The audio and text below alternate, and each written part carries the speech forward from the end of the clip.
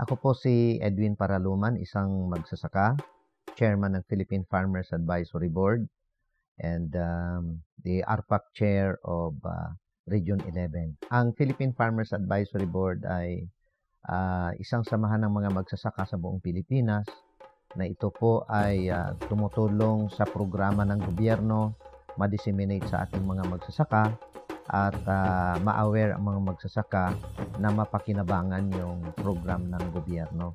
Alam mo yung magsasaka ngayon, kung baga, KSP na. Kulang sa pansin ng gobyerno natin. Kaya, mga magsasaka natin, tumatanda. Wala nang bata ngayon. According to the survey ang pinaka-edad ng mga magsasaka ngayon, 58. Kasi yung mga anak ng mga magsasaka, ayaw nang magsaka.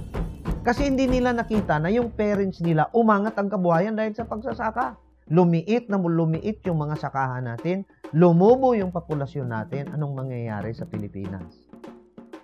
Pag mahal na yung pagkain, wala na tayong ma-import. Philippine production, maliit na kasi lumiit na ang sakahan. So, anong mangyayari? Gugutumin ang Pilipinas. Ang dependent po sa NFA rice at 27 is 10 million Filipino people. So, madideprive po sila. Hindi na sila makakabili ng 27 pesos na NFA rice. Because kahit mag-import yung mga private trader ng bigas, hindi sila makakabenta ng presyo at 27. So what will happen? Tataas po ang presyo sa merkado ng bigas. Ako po si Robert Hernandez. Ako yung founding chairman ng ANIB, Alyansa ng Industriyang Bigas. Ang mga membro ay mga NFA retailer, mga farmer, mga trader at saka miller. We're here to support na huwag ipasa yung tarification bill na 1998. Sa ngayon po, dahil dito sa Tarification Bill 1998, kaming mga magsasaka ay tumututol dito. Ang nakikita po namin, magpapahirap po sa ating mga magsasaka. Hindi kami kinonsulta, iwan kung sinong magsasaka ang kinonsult nila na hindi man lang kinonsult ang mga rice farmer. Isa po, pag ma-approve yung tarification bill, ang mangyayari, wala ng control ang pagparating na imported na bigas. So what will happen?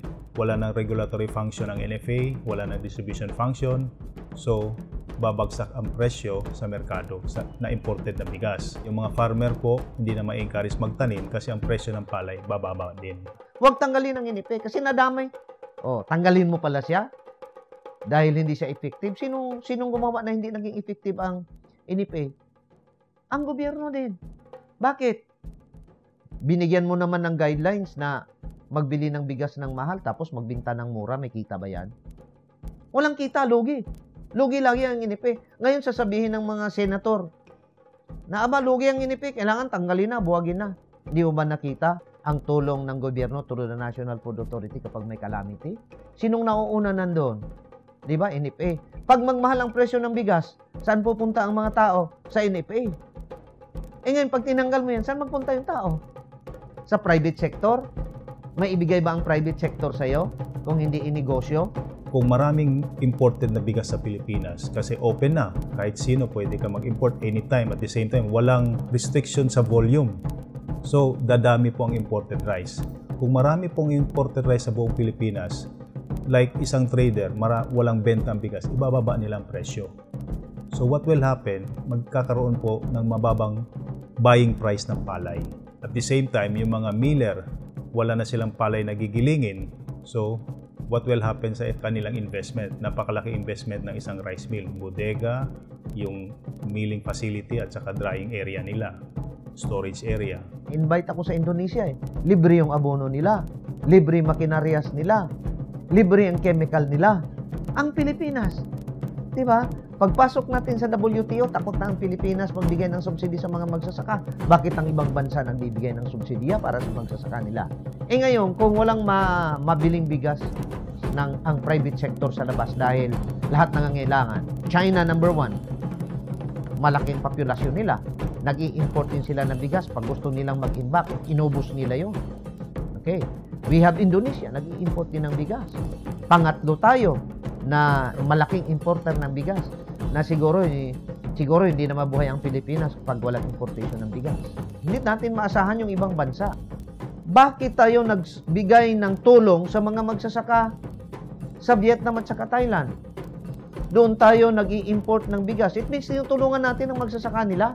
Bawat bansa, meron din silang problema.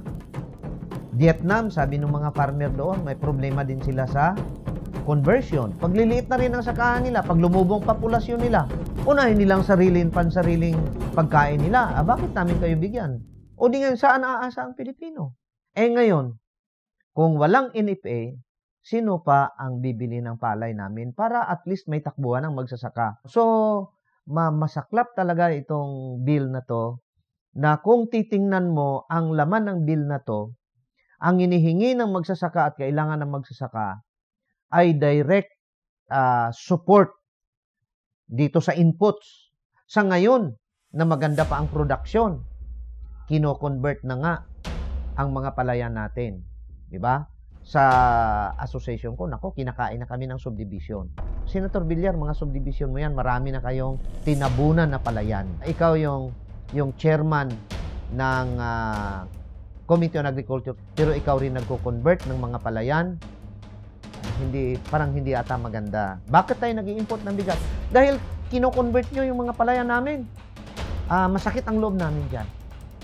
Yung batas na dapat mag-protect sa mga irrigated area na hindi ma-convert, nako-convert na ngayon dahil dyan sa local government code. I-revisit nyo yan.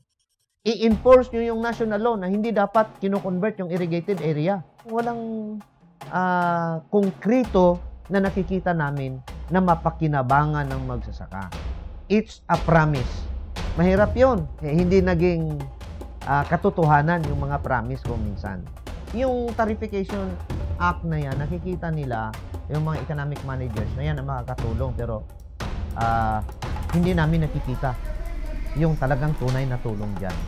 Kaya, Mr. President, panawagan ng mga magsasaka kasi we in the rice sector was not invited in the hearing to discuss the Tarification Act. Wala kaming participation dyan. Yung hiling namin, himayin mo na yan.